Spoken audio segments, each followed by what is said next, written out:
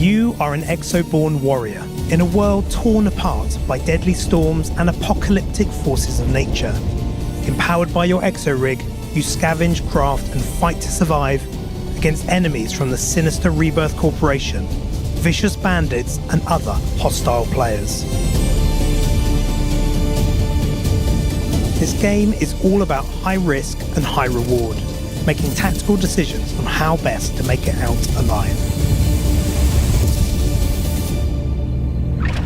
We join our team ready to deploy into the world. Having an exo-rig means you're stronger, faster, and tougher than a regular person. For example, we have no fall damage, so we don't have to worry about heights. Once deployed, we can decide what goals we want to achieve in this session, whether that's completing missions, the current active map operation, or just going after some good old PvP. Opening the map, we can see points of interest and get an idea for where the more dangerous areas are. Here, the team have decided to try their luck going after a rare artifact. Up in front, you can see we are immediately faced with the threat of a number of tornadoes. But if we're careful, we can take advantage of this windy weather by opening our gliders and leaping into the air for fast traversal across the map. On this rooftop, our team have come across some bandits. These are the Bodkin, ruthless killers, but for you and your exo-rig, they should be no challenge.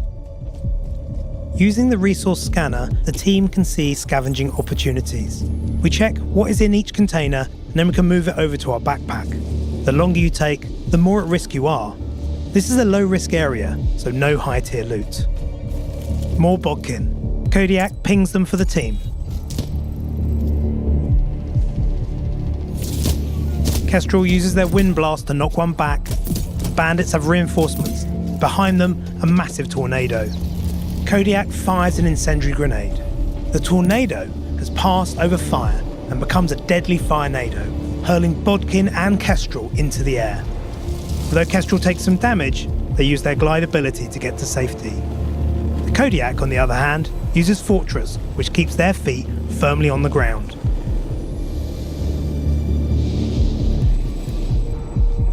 In this destroyed church, we found a data tick. We can hack these devices to unlock permissions on our digital lockpick, which in turn enables us to open locked Rebirth containers and doors. You'll find valuables to sell, crafting materials you can use to build your exo-rigs, and sometimes equipment ready to use. Our team continues to explore as they head towards their objective of that rare artifact. It's raining hard, which makes the world more dangerous by not being able to hear enemies approaching. We stumbled upon more Bodkin, so let's take them out.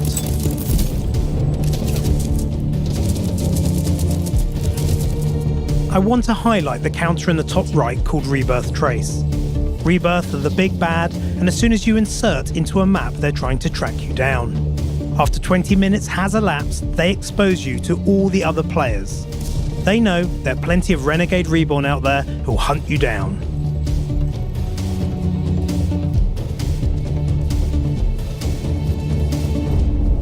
With that explosion, our team is under attack. Here comes our first PvP encounter. The Kestrel takes the high ground and starts to snipe. It's the perfect exo-rig for applying this tactic.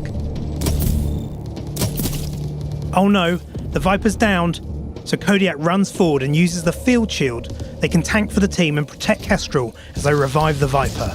It's always important to revive your teammates to keep them in the fight. You are never wiped until the whole team is down. The sudden storm unleashed by Kestrel flushes out the enemy, turning the battle. Kestrel attacks from above.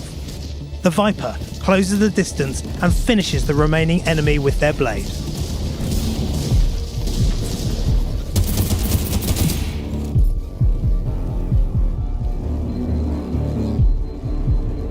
These guys were geared up, so we take what we need and can equip that electro grenade right away. That PvP encounter could have gone the other way and ended our session. Whether it's the weather or other players, you always have to be ready to rethink and adapt your strategy. The weather is changing too. Heavy fog is starting to roll in. And as we're close to a Rebirth facility, that means Rebirth Shepherds are out in force hunting. These elite troops are extremely dangerous and aggressive enemies. Our team doesn't like it, so they decide to get out of there.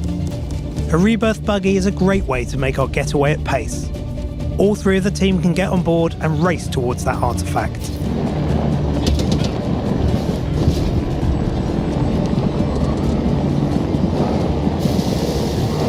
Rebirth trace is almost complete, and then our position will be compromised, which will increase the risk on our team. Finally, up ahead, we see our prize. A tornado has brought down a dropship, and inside we can find that rare artifact, and perhaps some other prizes. Our team needs to be cautious, as this kind of setup is perfect for an ambush. In this world event, we have to break into the ship whilst defending against waves of rebirth drones. These rebirth wasps can be dangerous in greater numbers. Position compromised. Warning, rebirth kill switch countdown initiated. Kill switch activated. After the team cleared out that first wave, rebirth is dropping in reinforcements. We've got a scarab to deal with. This drone is powerful and the team will need to work together to take it down. It's time for the big guns. The Kodiak uses the shield, drawing the drone's fire. Kestrel takes the high ground and cleans house, then lays a minefield, a powerful ability reserved for the tougher fights.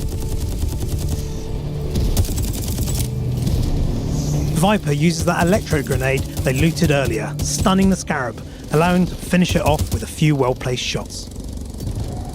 Now the countdown is complete and the ship is open. We can grab the artifact and loot these containers. A lambda key. And some gold bars. Nice. It's time for the team to extract. Using the glider in an updraft is a great way to gain verticality. A key part of Exoborne is a free-flowing movement, linking your different exo abilities together, like the grapple, glider, sprinting and mantling, to make your way swiftly through this broken world. The completed trace activates a second timer, the kill switch. If we don't extract before the timer hits 0, we are dead. You hear that sound? That is the rebirth tower activating, which means a major weather change is on its way. We're approaching the extraction point with multiple tornadoes adding to our troubles. It's an ambush. Viper detonates a screen grenade to provide cover. The extraction is triggered by this beacon. Once activated, it takes time for the dropship to arrive. Roger that. Time to earn it. The enemy have taken great positions around this site, and Kodiak is down.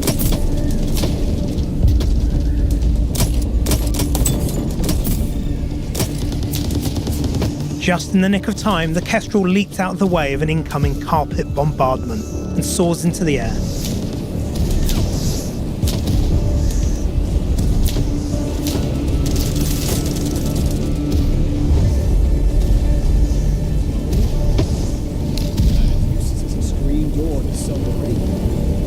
The dropship is almost here. The Kestrel has drawn the enemy fire, and now Viper revives Kodiak as Renegade Reborn go to run them down. Back to their feet, Kodiak makes them regret it. We are landing. Now with the dropship here, they can get on board. Thing is a bullet magnet. Let's go. However, Kestrel finds themselves a long way off and needs to get to the chopper. Using the power of those tornadoes crashing through the site, they get high up. The rest of the team lays down covering fire.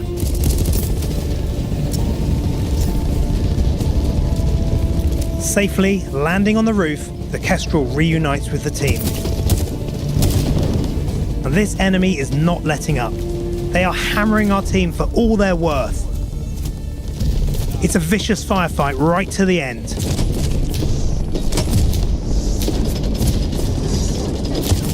With the doors shut, finally, our team is safe.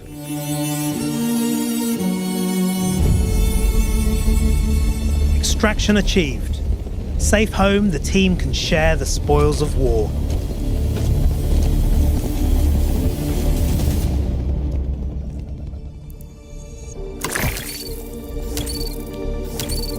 This artifact contains some awesome gear. The team also have valuables to sell, cash and resources to upgrade and mod their exo-rigs as well as their weapons. Then, get ready for the next round. At its heart, Exoborne has three core concepts: the high-tech exo-rigs and their wide range of abilities, the dynamic and dangerous forces of nature, and high-risk, high-reward gameplay. What makes Exoborne unique is the synergies between these three concepts, where each element interacts with the other, creating emergent moments and an ever-evolving way to play.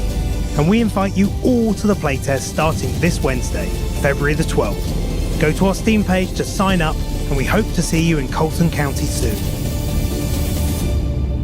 And remember, be a force of nature.